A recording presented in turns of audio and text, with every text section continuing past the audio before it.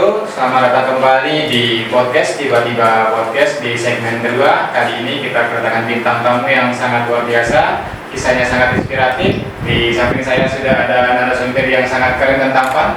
Dengan siapa namanya Mas? Saya Putra Nurdiwansyah. Oke, dengan Mas Putra. Nah, dengar-dengar Mas Putra ini adalah seorang mantan duta siswa ya. Nah, Mas, gimana kabarnya sebelum kita mulai podcast? Alhamdulillah sejauh ini sangat baik. Sangat baik ya. Gimana saya? Baik. Alhamdulillah. Aktivitas saya hari ini apa nih? Alhamdulillah tetap masih menginspirasi banyak siswa di luar Masih sana. menginspirasi. Sangat sibuk sekali dong. Alhamdulillah. Oke. Ini Masnya sedang kuliah atau gimana? Sekarang lagi prosesi untuk mengikuti suatu tes kedepannya nanti, insya Allah. Oke. Nah, ini adalah salah satu siswa yang sangat menginspirasi sekali buat kita teman-teman. Jadi tidak bisa kita lama-lama sekali untuk berbincang-bincangnya. Mas Putra, sebagai seorang duta siswa, boleh dibagi pengalamannya mungkin? Siap, sangat boleh. Menyandang gelar seperti yang saya dapatkan seperti ini meski sudah lewat 1 tahun masanya. Tapi menurut saya gelar ini tidak hanya sekedar selempang yang menelempangi di leher, tapi ini merupakan perjalanan yang sangat tidak mudah tentunya. Dimana saya kenal seorang siswa yang mengikuti pelajaran seperti biasa, tapi dengan tekad dan sedikit hasil kegabutan sebenarnya. Saya belum pernah mengikuti ajang seperti ini, tapi ketika ajang tersebut lewat di beranda di salah satu media sosial, saya merasa kayak, wah ini apa ya? Sepertinya saya harus mencoba hal baru ini. Dan pada akhirnya iseng ikut, ternyata terpilih menjadi perwakilan Nusa Tenggara Barat. Nusa Tenggara Barat satu-satunya. Satu-satunya. Orang sih yang ikut gitu. Untuk ikut secara nasional itu kebetulan angkatan saya di 2000 orang, di seluruh anak Indonesia. Oke. Seperti itu. Jadi ya sampai berangkat ke Medan, kebetulan grand finalnya di Medan. Itu luar biasa sekali. Saya sebagai Ketua Desa Mawak bertemu dengan luar biasa sekitar 132 anak terbaik bangsa. Berbagai karakter dan kebiasaan yang mungkin saya tidak pernah tahu. Seperti teman-teman di daerah Papua dengan bahasanya, kemudian saya dengan logat Sumbawa dan mempresentasikan kebudayaan kita di sana. Tentu sangat berharga untuk saya bisa mewakili SMA saya tercinta, diri saya, dan pastinya bisa membawa nama orang tua ke kancah nasional. Itu selama berapa tahun itu menjabat sebagai duta siswa? Sebagai duta siswa menjabat selama 1 tahun lamanya. Ya benar. Yang menginspirasi Mas Putra itu untuk pengen nih menjadi seorang duta siswa. Apa yang menginspirasi gitu sehingga pengen mencoba sebuah ajang, sebuah audisi seperti duta siswa?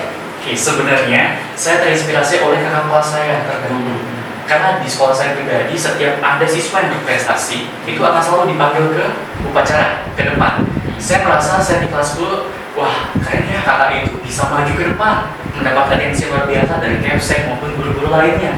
Maka saya berusaha waktu itu mengikuti olimpiade secara online, bidang PPKN, dan alhamdulillah medali perunggu dan perak saya dapatkan, dan saya berhasil untuk maju ke depan di satu upacara. Maka dari itulah ambisi saya semakin meningkat. Gimana saya biar bisa tetap menjadi panutan atau menginspirasi teman-teman sekelas bahkan seluruh Indonesia. Ini sangat saya tidak menyangka sebenarnya. Dan pada akhirnya saya mencoba beranikan diri untuk mendaftar menjadi perwakilan NTB, dan alhamdulillah mendapat gelar literasi ini sangat sulit sebenarnya. Karena formatnya itu di top 21, top 6, dan saya berhasil menduduki di top 4 nasional. Itu di kelas 3 berarti ya? Di kelas 3 SMA ya? Di kelas 11. Di kelas 11, baik. Nah itu bagaimana cara memanage waktu? Ini kan sebagai duta siswa juga ada waktu belajar gitu kan. Bagaimana seorang sebagai duta siswa saat itu bagaimana? Untuk memanage waktu itu sebenarnya sangat sulit. Tapi apa boleh buat? Setelah saya sudah mendaftar dan terpilih, ini merupakan tanggung jawab saya. Karena di pundak saya ada nama sekolah, pribadi, dan kedua orang tua. Jadi saya menyeimbangi ini. Saya harus fokus di setiap harinya mengikuti pelajaran. Ketika waktu pulang ataupun malam, saya menggunakan waktu itu untuk persiapan untuk mengikuti grand final. Seperti mencari sponsor, latihan speech, English speech, pidato, bagaimana table manner kita, itu kan harus dipresentasikan dengan baik di Medan nanti. Seperti itu. Jadi selain kendala-kendala seperti itu, apa kendala yang paling berat selama menjalani sebagai duta siswa?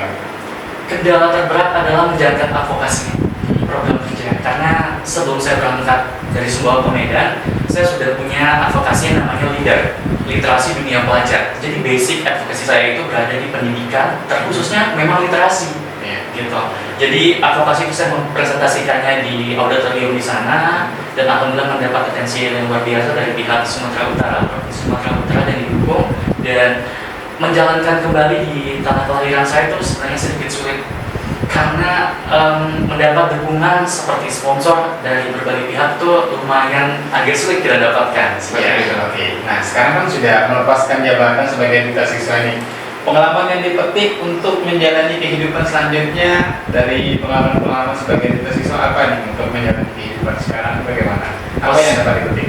Pastinya kita ya sebagai seorang siswa ya saat itu tata krama, attitude paling penting. Karena menurut saya pribadi, attitude itu merupakan satu-satunya faktor yang paling harus dimiliki setiap anak. Karena jangan sampai ketika kita sudah beranjak dewasa, attitude itu hilang. Karena yang kita kenal orang Sumbawa itu kental dengan attitude, tabe bahasa kita. Itu kita nggak boleh. Jadi semenjak lepas jabatan dari duta siswa, yang saya tanamkan dan saya menginspirasi diri sendiri adalah kemanapun kita pergi, tetap attitude nomor satu ke semua orang, dan bagaimana kita memperlakukan orang itu harus kita sangat teliti. Jadi sangat luar biasa sekali ya Mas Putra ya, sudah pengalaman diterapkan di kehidupan selanjutnya. Nah, selain sebagai duta siswa, boleh dong kita kulik sedikit ini. Boleh. Selain duta siswa, apa saja sih yang prestasi-prestasi yang pernah diraih gitu sama di masa SMA? Oke. Di kelas 10 awal saya sangat terkejut ditarik menjadi anggota lomba senam saat itu. Saya dan kebetulan tim saya mendapatkan juara satu saat itu sekitar tahun 2023 kalau tidak salah. Kemudian di kelas 10 itu juga seperti saya bilang sebelumnya mengikuti Olimpiade PKN dan mendapatkan 2 medali perunggu dan silver itu di tingkat nasional. Kemudian pernah juga mengikut lomba mozaik yang diadakan oleh Museum Kabupaten Sumbawa. Ya, walaupun hanya mendapat harapan, tapi saya rasa itu sebuah pencapaian untuk saya. Kemudian barulah saya mencoba ke duta siswa ke tingkat nasional yang sedikit lebih tinggi seperti itu. Tapi dengar pernah menjadi seorang anggota basket juga ya? Betul sekali. Itu di tahun 2024 dan alhamdulillahnya diberi kesempatan untuk menjadi penggerak bendera untuk kabupaten.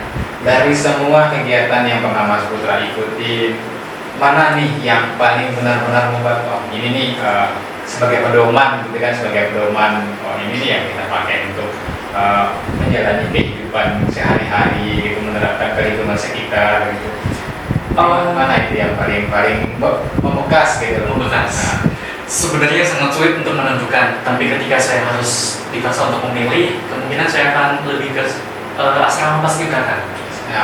Karena di situ kita benar-benar dilatih disiplin, jam 4 kita sudah bangun, disuruh push up segala macam, waktu makan, cara tata makan segala macam itu sangat membekas di hati saya. Mungkin sampai sekarang bisa saya bilang sulit move on. Setelah itu barulah duta siswa ini seperti itu. Oke, keren sekali ya. Jadi itu teman-teman tadi sedikit cerita dari Mas Putra tentang pengalamannya sebagai duta siswa. Jadi memang benar ya. Jadi tema kita kali ini adalah secerca harapan ya menuju bintang. Jadi inilah Mas Putra malam ini yang ada di samping saya yang sedang teman-teman tiba-tiba podcast saksikan malam ini.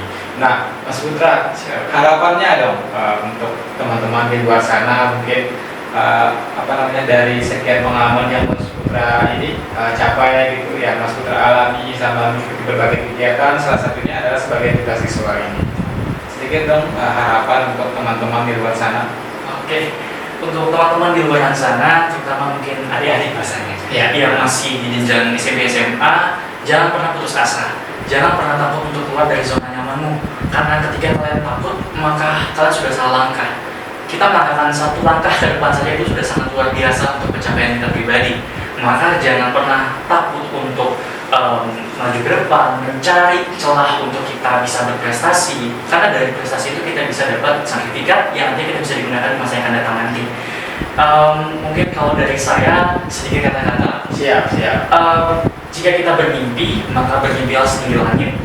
Kalau kita tidak bisa mencapainya, ya kita akan jatuh di antara bintang-bintang. Dan Tuhan tidak akan pernah salah langkah untuk membawa kita sejauh ini jika hanya untuk gagal. Pasti akan ada pencapaian di ujungnya nanti. Mungkin itu dari saya. Keren. Jadi teman-teman, ini adalah kisah yang sangat inspiratif sekali. Malam ini kita dikasih sebuah pandangan hidup ya, ke depannya oleh Mas Putra. Mas Putra, terima kasih sudah bergabung bersama kami di program Tiba Podcast bersama Alpha Studio. Jangan lupa teman-teman untuk dukung terus channel Alpha Studio untuk terus memberikan kisah-kisah inspiratif tentang kehidupan kita, untuk terus bersemangat, untuk terus melangkah dan sukses ke depannya. Mas Putra, sekali lagi terima kasih. Teman-teman, sekian dan terima kasih malam ini. Assalamualaikum warahmatullahi wabarakatuh.